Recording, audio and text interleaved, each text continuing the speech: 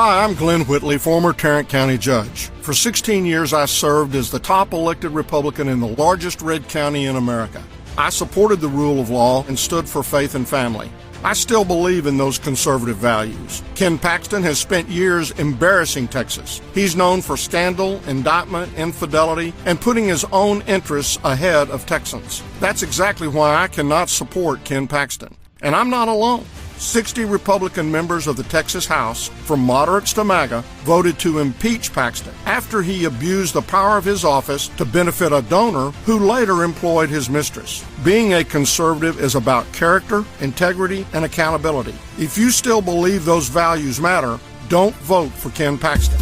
Lone Star Rising PAC is responsible for the content of this ad. Paid for by the Lone Star Rising PAC. LoneStarRisingPAC.com. Not authorized by any candidate or candidates committee.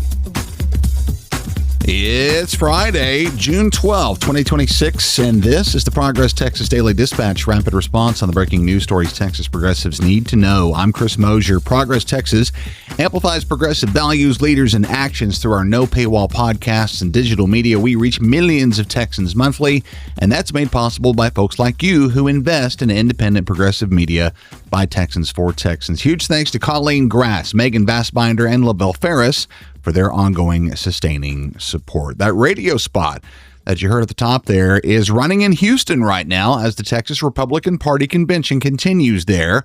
And it gets to the heart of the stark divide that the opposition is attempting to navigate at the moment. James Barragan at Spectrum News says that while party leadership calls for unity in Houston after a brutal set of primary runoffs, traditional Texas conservatives seem to be finding the guts to openly push back against the moral and ethical collapse that pervades their ticket. That was old school conservative Tarrant County Judge Glenn Whitley in that ad, with a pretty bold message for his fellow old school conservatives that true accountability means refusing to support Ken Paxton.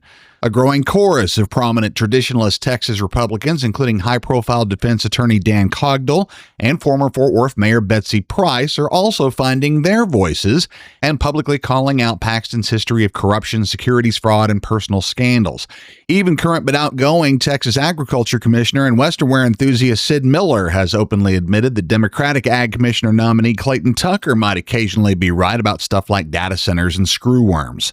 We've wondered if Senator John Cornyn might somehow find his courage in the dark, having been openly and publicly screwed by Donald Trump in his attempt to keep his job, and that appears to be happening too. Carl Hulse at the New York Times says Senator Cornyn has begun launching critiques against the absolute loyalty demanded by Trump and is also not holding back against Ken Paxton, labeling him corrupt, immoral, and entirely unfit for the United States Senate. Cornyn has issued a stark warning of his own to fellow Republicans nationwide, especially for the hundreds of thousands of them here in Texas who voted for him and those still on the Trump train. Cornyn admonishes his colleagues that a requirement for slavish adherence to Trump's daily whims fundamentally subverts the constitutional role of the Senate as a check on executive power. Republican Senator John Cornyn is now publicly warning that in elevating ethically compromised candidates like Ken Paxton and Mays Middleton and Beau French and on down the line, hard-right Texas primary runoff voters have teed up an electoral disaster for the decades-long GOP statewide stranglehold of Texas. As for Donald Trump, Cornyn says the president's, quote, going to have the most miserable 2 years of his life in the last 2 years of his term, I think, because I think November is going to be a disaster, unquote. Yet another Republican of the veteran old guard is sounding alarm bells for his party in Houston. George Hittner, a prominent Texas-based attorney, strategist, and former government appointee who has spent his career working within conservative political and business legal circles, including with the Trump administration, issues a warning of his own from the pages of the Houston Chronicle. Hittner's warning comes from history. In a new op-ed, he says he believes that Texas political history may be on the verge of repeating itself as resistance by the traditionalists builds against the hardcore MAGA takeover. Hittner draws a direct parallel to the watershed 1978 gubernatorial election, in which a bitter Democratic primary split between Governor Dolph Briscoe and Attorney General John Hill allowed Republican Bill Clements to capture the governor's mansion for the first time by a Republican since Reconstruction.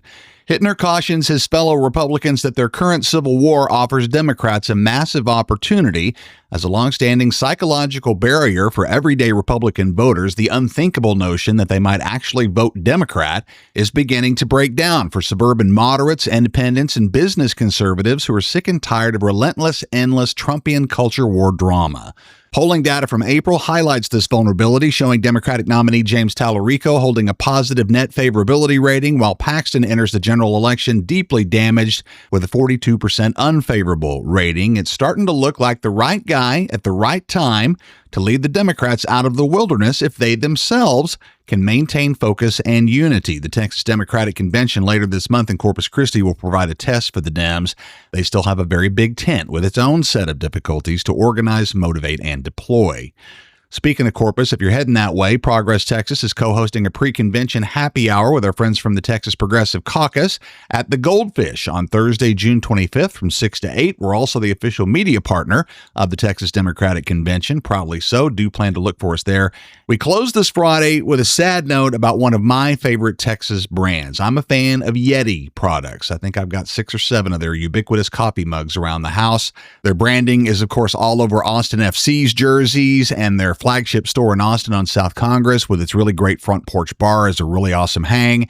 So I hate to have to report this. Mary Cantrell at Marfa Public Radio has discovered via public records that one of Yeti's co-founders is directly tied to the construction of border wall infrastructure in the Big Bend region. Ryan Cedars, it turns out, is a co-owner of the Moody Bennett Ranch, located along the Rio Grande and spanning Hudspeth, Jeff Davis, and Presidio counties, which is currently cooperating with federal contractors, allowing their property and its resources to be used as a staging ground and material source for the planned 30-foot-high steel wall, a project that local officials and conservationists have been frantically warning will disrupt the Big Bend's wildlife corridors, dark skies, and sensitive local aquifers. Ryan Cedars and his brother Roy founded Yeti in 2006 and remain the public face of the brand, though they have since sold off controlling interest in the company. Yeti's origin story and overall marketing motif centers around the Cedars brothers' love of the outdoors, making this a truly sad moment indeed for one of Texas's most beloved brands, one that's built its reputation in large measure on its reverence and sense of stewardship for Texas's outdoor spaces.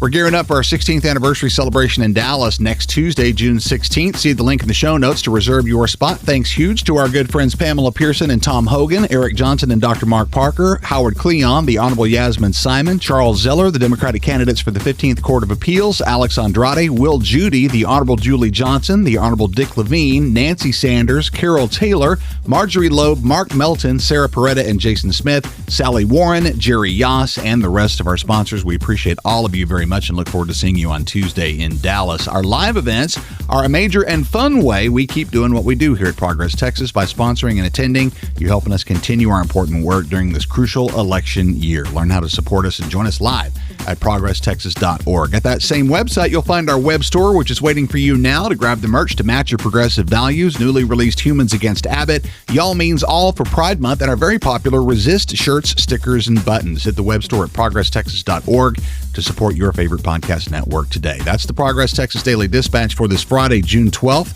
2026. Links to all these original stories can be found in our show notes. When lies in Texas are well funded by the far right, your support for fact-based reporting is needed and appreciated. I'm Chris Mosier. Thanks so much for listening. Have a great day and a great weekend. We'll see you again on Monday morning.